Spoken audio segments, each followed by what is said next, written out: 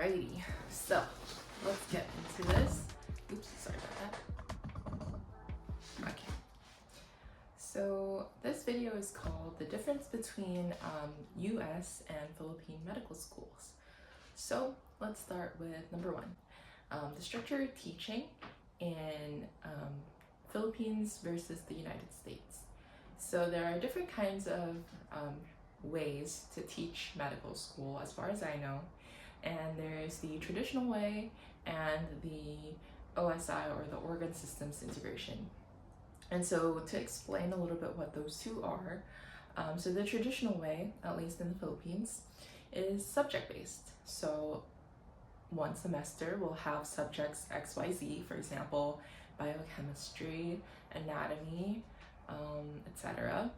And those first semester subjects will have midterms and finals, and then the next semester a new set of subjects ABC, will be taught, for example, pathology, physiology, and those subjects will also then have their own midterms and finals, and at the end of the year there would be a cumulative final where every subject from the first semester of that year is fair game.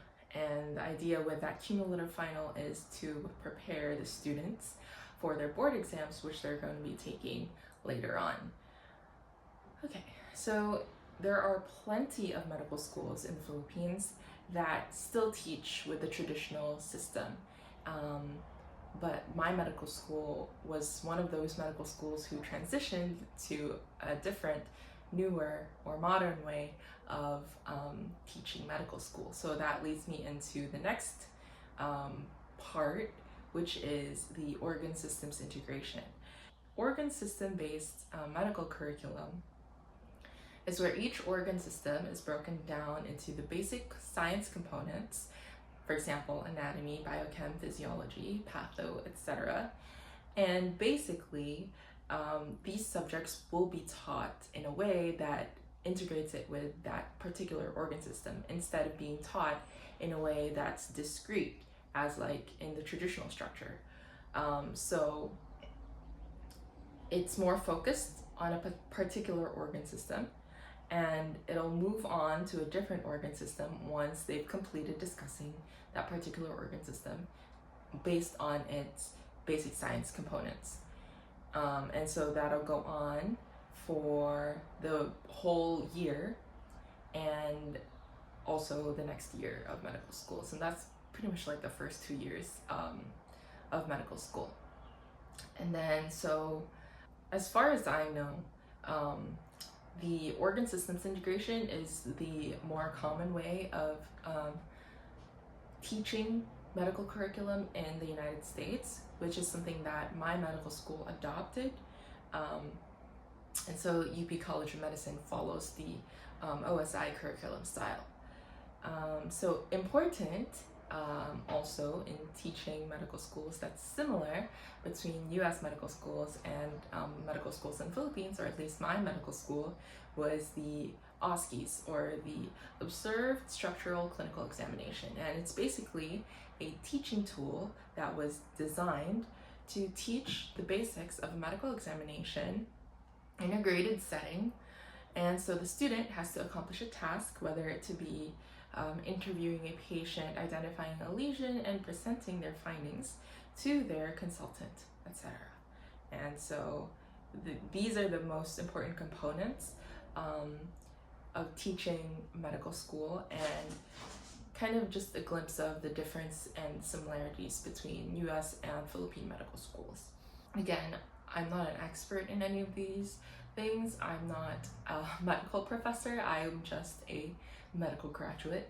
And so this is based on what I observed and from what I know about the medical system, or the medical school's education system in the United States. So moving on to the next point that I wanted to discuss, it's the number of years before taking board exams. So in the Philippines, typically a student would do 4 years of medical school proper, and depending on their medical school, they would graduate after those 4 years and do a postgraduate internship before they're allowed to take the board exams. Or if it's in the case of my medical school, and I believe there's another medical school that does this, which is St. Luke's Medical School in the Philippines. And so basically you do the 4 years of medical school, and then before you graduate, you have to complete an in-house internship in your own teaching hospital. So if you were not a student of St. Luke's or were not a student of UP College of Medicine, you would have to look for an outside hospital, outside from your home institution, and do your postgraduate internship there. So for me, I didn't have to do that because, again, my program includes that internship within my curriculum, and so I had to actually do the internship with my own institution's teaching hospital in order to graduate from medical school.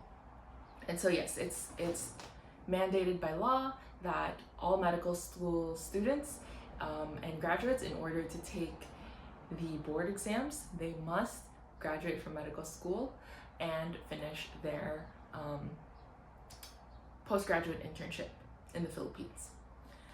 Right, so in the US, so there's only 4 years of medical school. The internship year is actually the first year of residency and their chosen specialty, or if they do a preliminary year, for example, then they would have to apply for residency again the next year, the next application cycle, but that's not the point of this video. So anyways, in the United States, they would take USMLE steps 1 and 2 in the years that they're in medical school. So typically, US medical school students would take step 1 after their second year of medical school, which they would have completed their basic sciences courses by then, and then they would take their step 2 CK after their third year of medical school, or sometime in their fourth year of medical school, if they're a little bit late on their schedule. And basically the reason why they do that is because their fourth year of medical school, aside from it being their clerkship year,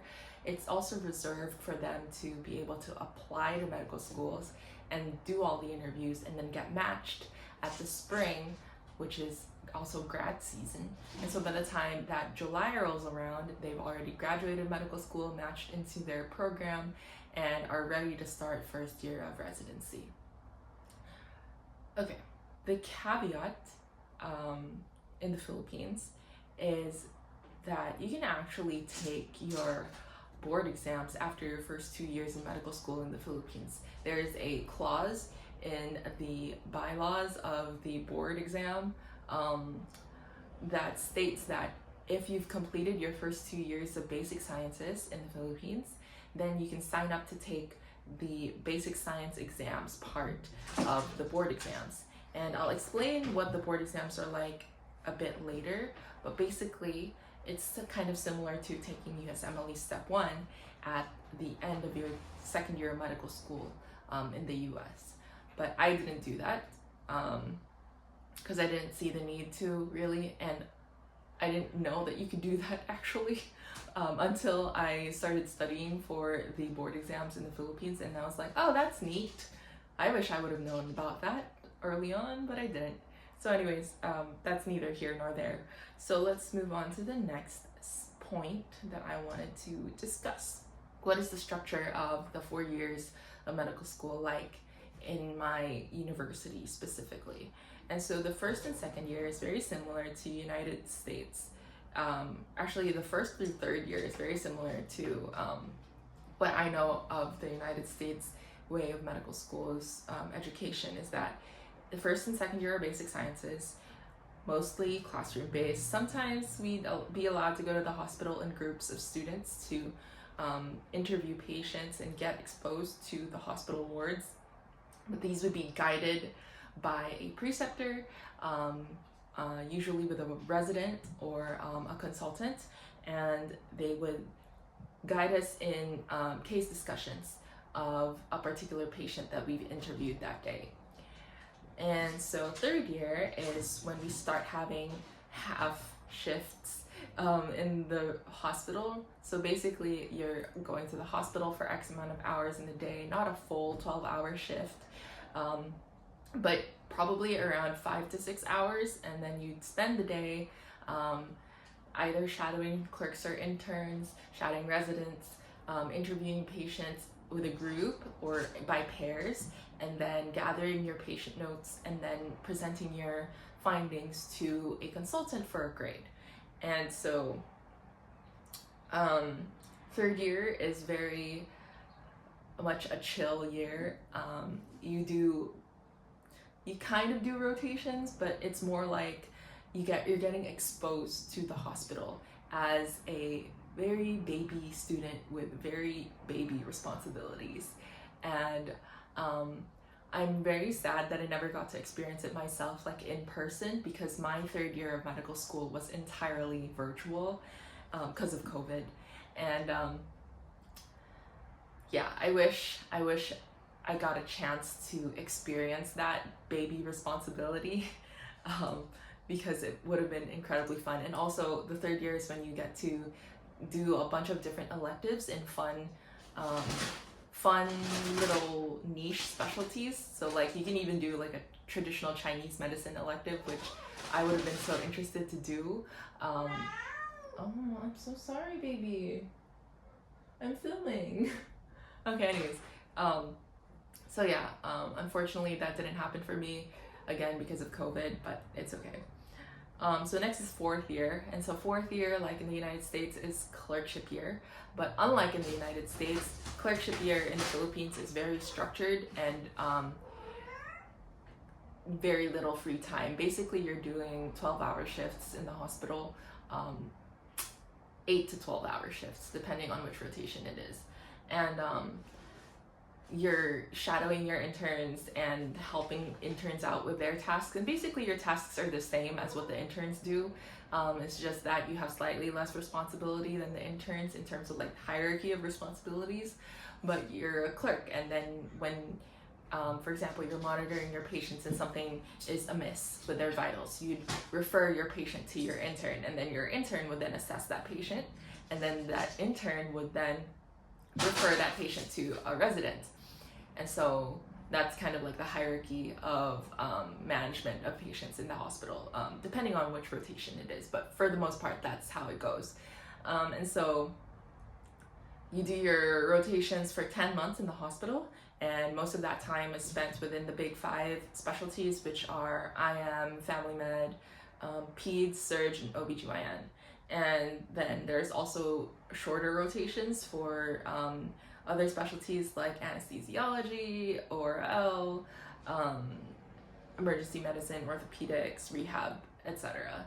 Psych, those are also smaller rotations. And then fifth year, instead of 10 months of rotating within those same departments, you have to do a 12-month rotation. Again, majority of that time is spent in IM, family medicine, peds, surgery, and OBGYN, but then your family medicine and community medicine rotation actually has a 6-week deployment to a rural community, and that entails actually living in that community for 6 weeks, and being basically a community doctor for that 6 weeks. And it's an incredibly rewarding but also really kind of scary rotation, because it's the first time you're like thrown into the field on your own essentially as an intern, and you're sent to work in a tiny rural clinic where pretty much it's just you, and sometimes if you're lucky you'd have a nurse with you, and it's just the two of you running that clinic, and you can see anywhere between 0 to 20 patients a day. So it just depends on which community you're in, like how populous that community is, and how much people are willing to go to see you in the clinic. But yeah, that's pretty much medical school in the Philippines. And in the United States, I didn't go to medical school in the United States, but as far as I know, the first through third years are very similar, and like I already mentioned, clerkship is a little different. So as far as I know, clerkship in the United States is when you finish your core clerkships, and then once you finish those, then you can do your elective rotations, which are away rotations, can be away rotations, and these away rotations are pretty much your audition rotations to the institutions that you're gonna send your residency applications to. and for them to see either prior to your interviews or after you've done your interviews with them, to see if you're a good fit for their program. And so during their 4th year is also when these students undergo the process of interviewing and ranking their residency programs that they apply to, and then at the end of their 4th year is when they get matched, and then they graduate, and then by July, right after they graduate, they can start as first years. So when do Philippine medical graduates apply to residency? So as I mentioned, the Philippines essentially has a 5-year system, which is a 4 years of medical school proper, and then a 5th year of internship, which could be included as part of your medical school curriculum prior to your graduation, or it could be a postgraduate internship in a teaching hospital outside of your home medical school. All right, so typically, graduates would apply for residencies later in the year, so around September to October. So say you are a fresh grad, meaning you completed your internship in July of that year, and then you graduated. If, for example, you're a UP College of Medicine student, then your graduation would be in August of that year. And so then the earliest you can take your board exams would be in October that same year. And so applications for residency open around September to October of that year as well, which means that you'll be applying to residency programs while you're studying for your board exams. And to make things more complicated, you are also going to be doing what's called a pre-residency, which is essentially a 2 weeks to 1 month rotation, depending on the specialty and depending on the institution, either right before you take the board exams or right after you take the board exams, which means that you don't know whether you passed the board exams and obtained your license to practice medicine officially until you've done or while you're doing your pre-residency, which is incredibly devastating if you failed, because then you'd find out after you already have done your pre-residency, meaning you can't move forward without residency because you need to pass your board exams, or B, while you're in the middle of your pre-residency and you're working and you can't even celebrate or do anything because you're essentially doing the job of a first-year resident for 2 weeks to a month prior to you even starting your residency position. And so to explain what a pre-residency is, essentially it's an audition rotation. It's part of the selection process for residency applications. So you submit your residency applications, and then you also have to do a qualifying exam and an interview with that hospital that you're applying to. And so the qualifying exam is also specific to the hospital you're applying to. And the pre-residency, which again is specific to the hospital you're applying to. And so you have to be able to schedule this within a short amount of time, which means that residency applicants only have about the capacity to do about 3, probably max 4 of these residency applications before they officially start residency in the January right after. And so the most that I've heard someone do was about 3 neurology programs, and that was incredibly stressful for him. And so basically this pre-residency position is, like I said, part of the selection process of applying to residency, and it's a way for the programs to be able to weed out the applicants and basically thin out their applicant pool, because typically about 50 to 100 applications are going to be sent to this particular hospital, and then they can only accept about 10, sometimes even fewer, like 5 or even less, for very competitive programs such as plastic surgery, for example. And so those programs only accept 1 or 2 applicants per year. And so that means that this person really needs to shine in their pre-residency rotation and they need to complete it. And so the pre-residency hours are incredibly grueling. They're basically exactly the same amount of hours as a first-year resident. However, you are being constantly evaluated.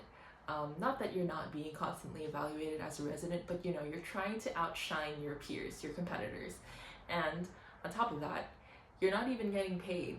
So you're technically onboarded to the hospital as a pre-residency applicant, and you've submitted all of the necessary requirements, the documentations and stuff like that to prove that you're able to work in that hospital, but you're not on their payroll, meaning you don't get paid for the same work that a resident is doing, obviously guided and for the purpose of evaluating you, but you're still handling real patients, and it's all for the sake of being accepted into this residency program.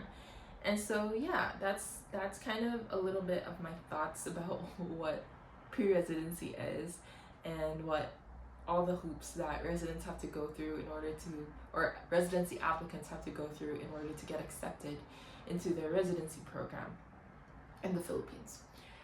And so I could sit here and talk about the differences between the residency application in the Philippines and the residency application in the United States, but that's essentially what this entire vlog is about, like what this entire channel right now is about. It's about my journey of becoming a resident in the United States. And so I could make a singular video that'll explain it all, but it's a very complicated process, and especially for an IMG. And if you're really curious, I would suggest that you subscribe and just stay tuned to my posts, because that's essentially what I'm going to be posting about for the foreseeable future. And yeah, I hope that you enjoyed this video. I hope that you found it helpful and insightful, and I will see you again in the next one.